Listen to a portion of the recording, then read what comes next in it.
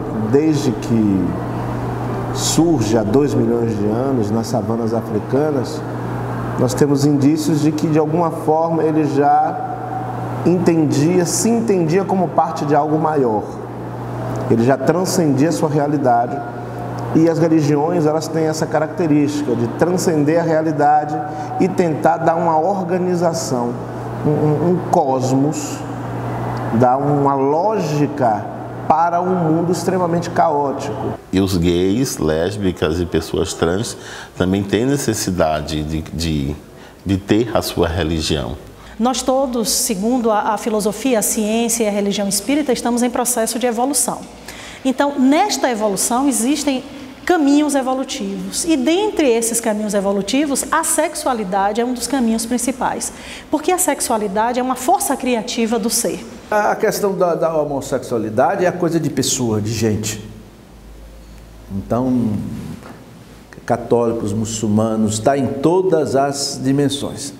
Então, a igreja, eu acho que sempre na igreja, nas religiões, estão presentes. Alguns lugares têm uma posição mais até aceitada. Na igreja se observa que há um respeito, uma abertura, né, para as pessoas, não sei se é tendência ou com uma opção, mas que estão presentes e que devem ser respeitadas na sua dignidade de pessoa humana, né?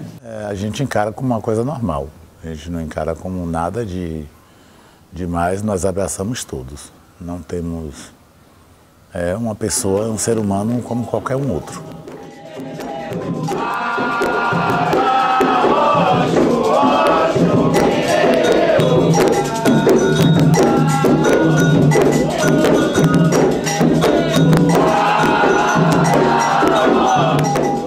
A homossexualidade é um desvio espiritual, onde o indivíduo ele faz uma opção, mas que na visão bíblica passa a ser pecado. Uma faixa com dizeres da Bíblia exposta na fachada de uma igreja evangélica chamou a atenção de moradores da cidade de Porto Sauípe, no litoral norte do estado. Na faixa está escrito que homens que têm um relacionamento homossexual devem morrer. As fotos enviadas ao Ministério Público por moradores da vila mostram a fachada da igreja e uma casa onde acontecem reuniões dos fiéis. É nela que a faixa está exposta. Diz que se um homem tiver relacionamento com outro homem, os dois deverão ser mortos. E ainda, eles serão responsáveis pela própria morte. É só olhar para a natureza. 480 espécies de animais apresentam comportamento homoafetivo. Só uma apresenta comportamento homofóbico, que é o ser humano. A homoafetividade, a relação entre seres, a relação afetiva entre os seres, independente do seu sexo, independente da sua orientação, ela sempre existiu. Você vai perceber isso nos relatos da Grécia Antiga, como o exército espartano, ele incentivava que os jovens tivessem relacionamento entre si de maneira a unir mais o exército. Os índios brasileiros, os brasileiros nativos, por exemplo, lidavam de maneira interessante com a homoafetividade. Os africanos sempre lidaram com a homoafetividade de maneira tranquila. As próprias divindades politeístas sempre lidaram com a homoafetividade de maneira tranquila. O que é novo mesmo, a partir principalmente da Reforma Protestante e do recrudescimento de grupos conservadores, é a homofobia. O homossexualismo, tanto quanto a bissexualidade ou bissexualismo, tanto como a sexualidade, são condições da alma humana, não devem ser interpretados como fenômenos espantosos, como fenômenos atacáveis pelo ridículo da humanidade. Mas, infelizmente, o movimento espírita como um todo, analisando assim honestamente, ele ainda tem traços de homofobia. E isso a gente pode ver na nossa prática. Por exemplo, você encontrar um presidente de centro espírita homossexual, isso é muito difícil.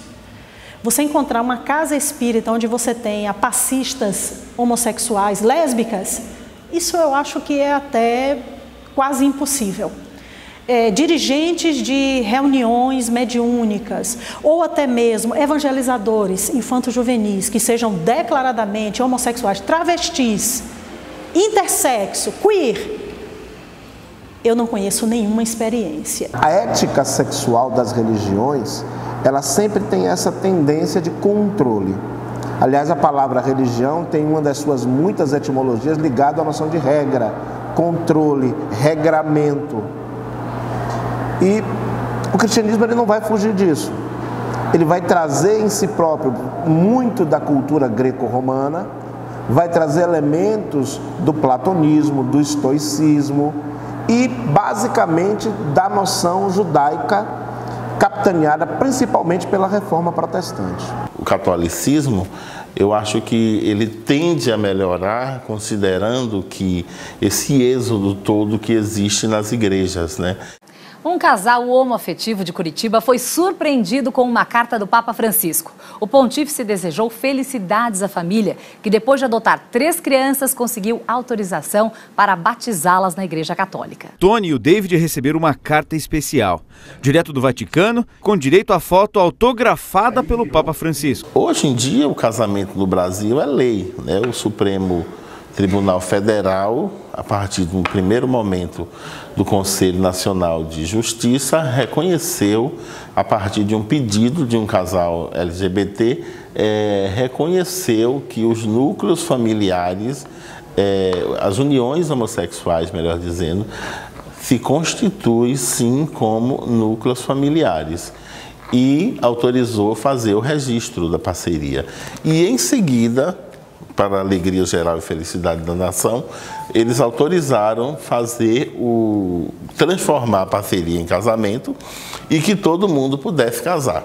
A igreja tem a compreensão bem definida, bem clara sobre o sacramento do matrimônio, sobre o sacramento como sinal, até a expressão da presença do amor de Deus. Uma coisa é o sacramento, outra coisa é o relacionamento, o contrato entre as pessoas, pode ser entre 2 homens, entre um homem e uma mulher, mas ela separa, ela não tem nada o que impedir, dizer, mas ela tem bem definido e bem estabelecido, com precisão, o que seja de fato um matrimônio. Mas nem sempre todas as celebrações que acontecem aí a todo momento, numa dimensão meramente social, de aparência, é uma expressão da fé. O Supremo prestou um desserviço à família do Brasil. Um desserviço. Meia dúzia de homens que em algum momento da vida eles acham que estão muito próximos de Deus e depois deles não tem ninguém mais a recorrer. E o Supremo não é o suprassumo da verdade. Então, essa lógica é um argumento muito mais de reação, por isso eles são reacionários. Eles reagem à noção de que o Estado brasileiro ele é laico. Eles acreditam que casamento é homem e mulher. Tanto que fizeram um lobby tão grande que o próprio estatuto, que deveria ser estatuto das famílias, ele foi instituído como estatuto da família. Porque, em tese, só existe a família homem e mulher. Mas não existe, o direito mudou e a família patriarcal, aquela papai e mamãe e a amante no bordel, mudou. Nós vemos uma realidade de mães solteiras, vivemos uma realidade de casais homossexuais, vivemos uma realidade de pais solteiros, vivemos uma realidade de crianças órfãs. A igreja evangélica, a igreja cristã, ela não concorda, ela não aceita o casamento mulher com mulher, homem com homem. O princípio estabelecido é o que está na palavra, homem e mulher. Mesmo que as igrejas tenham denominações diferentes e finalidades diferentes, mas nessas horas elas se unem. Então eles se uniram contra o casamento. E o primeiro passo que eles deram foi demonizar as relações entre pessoas do mesmo sexo. Essa questão igreja e o tema, para mim, funciona muito simples. Muito simples. Primeiro, eu sou um cidadão. Dentro da questão civil, a gente não escolhe o país aonde a gente vai nascer. A gente pode escolher posteriormente onde a gente vai viver, mas onde a gente vai nascer, a gente não escolhe. Então, como um cidadão, como um ser, eu posso fazer a opção que eu quiser na minha vida, a vida é minha, eu posso. Nesse quesito, eu acho que a igreja, ela está errada, ela não tem que intervir nisso. Até porque o próprio Deus, ele dá essa liberdade. Porque se ele não quisesse dar a liberdade, poderoso como ele é na nossa cabeça e para a gente dentro da nossa fé, ele poderia exterminar. Eu só consegui me transicionar, me libertar por causa da igreja, porque na igreja eu me empoderei de mim mesmo. Mas que a tua graça, que a tua palavra... A igreja que a Alexia frequenta não tem nada de tradicional. Quando o reverendo falta, é a Alexia quem celebra o culto e divide o altar com outras pessoas que, como ela, conhecem bem o sentimento de exclusão. O que me preocupa no Brasil é a capacidade de certos grupos religiosos e certos grupos conservadores de pautar a política e de ter acolhida em grande parte da sociedade. Alguns talvez queiram